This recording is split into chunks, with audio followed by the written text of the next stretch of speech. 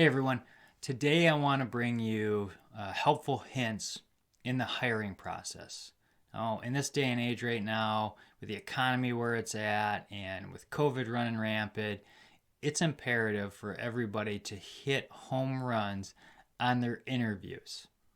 So I want to give you 3 ways you can go and hit it out of the park when it comes to interviewing. So here's the first one. And it goes to a whole sales term, and it's called rapport. Yeah, I know that's right. You're going to have to be able to sell. I don't care if you're going out on a date, job interview, selling a product or service, leading a group of people, you got to know how to sell. So we're going to use some of the sales tips here to help you grow influence with the person you're interviewing with. So, number 1, rapport. Got to build rapport. And when I first got into sales, rapport was basically look around the room, find something that you could relate to the person, and start a conversation with it. It was simple, right?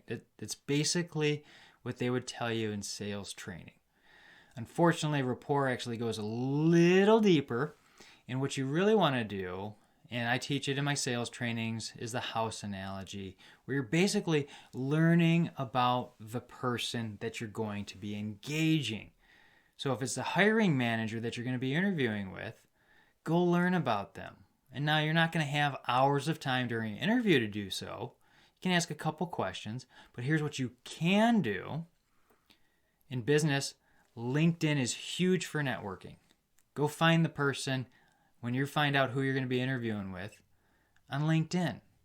Check their Instagram feeds. Check their Facebook feeds. Learn about them, their family. Now, I'm not saying show up at the kid's birthday because that's a little creepy, but here's what you really need to do. You need to go study the person and build rapport with them, because really, no one's going to hire you if they don't like you, know you, and trust you. Let me say that again. If they don't like you, know you, and trust you. Rapport is such a huge topic. In sales, the first buying decision is the salesperson. In the interview, that's you.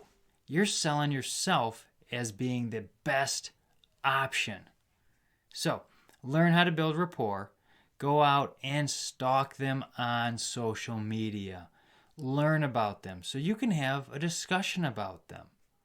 Okay? So that's number 1. Number 2 is, it's a topic, it's actually a law in Robert Cialdini's book called Influence. It's called social proof. Now, we used this back in when I was a younger guy, a few decades ago. It's multiple here. The 6 Degrees of Kevin Bacon. If you're too young to know what that is, go on and look at the TED Talk by Kevin Bacon. And basically it was, you could link any movie with Kevin Bacon, you could link him to any Hollywood star back then by going through the 6 degrees and finding movies that different people were in. Social proof works the same way. Find someone you know that knows the person you're going to meet with. That's right. Find someone you know that can introduce you to that person. Who do you know? LinkedIn's fantastic for that. Wouldn't it be great if someone you know actually took that resume to the person and helped you out, made the introduction? It's a little bit more powerful than submitting a resume online and sending it and hoping for the best. So social proof is huge. And to validate this, I want to tell you about a little thing that happens anytime anybody used to go on to Oprah. Oprah had so much influence with industries. I mean, it didn't matter what industry you were in. If you went on the Oprah show, you had instantaneous rapport with people and influence. They called it the Oprah effect. I mean, no one knew about Dr. Oz, Dr. Phil, any of these, New York bestsellers authors until they went on Oprah. I mean, it was like overnight, boom, they were a success. They worked for 30 years, but as soon as they got on that Oprah show, it was like the floodgates opened and they skyrocketed in their potential. So, use social proof of someone you know that knows that person that can make the introduction. That will give you a step ahead of the rest of the candidates, okay? Because most of the time people are going to get hired because of someone they know. Now, here is the third thing. Now, in sales, you go and ask questions. It's called needs analysis. Now, here's what I always do. Well, I'm asking a question to the hiring manager, and I've been in an industry, I've sold, I've gotten hired in different companies, and basically anytime I go for selling myself to go and speak to everybody, which is an interview, I'm going to ask them, what is the best candidate? What is the best outcome that they could want? For you, it's what does the best candidate look like for this position? If you could put together, if you could literally puzzle together and build the best candidate, what skills do they have? What knowledge do they have? How can they help the team? When you start asking those questions, the people actually sit back, you'll see their posture relax a little bit, and they will actually be more engaged in you and build some connection with you. Now, it's up to you on how you sell to that and of your abilities, but I trust you'll be able to do that. If you have any questions, I do sales training. I've got an online sales training. I do blogs weekly. You'll see links down below.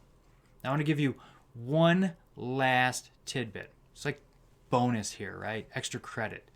It is dress up. That's right.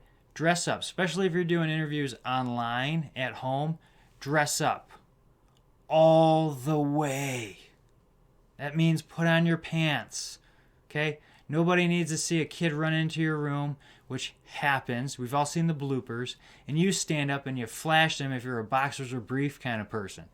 Nobody needs to see that. I am in full dress, pants, everything, because it's professional. And when you sit and dress up and professional, you're going to be professional. So make sure you dress up and help them see that you're there for long term and that you're the best option. Hopefully those tips have helped you. If you have any questions, feel free, reach out. Check out my blogs with the links below. And if you really want to learn sales to really excel yourself, got the online training. All right? We'll see you later. Bye.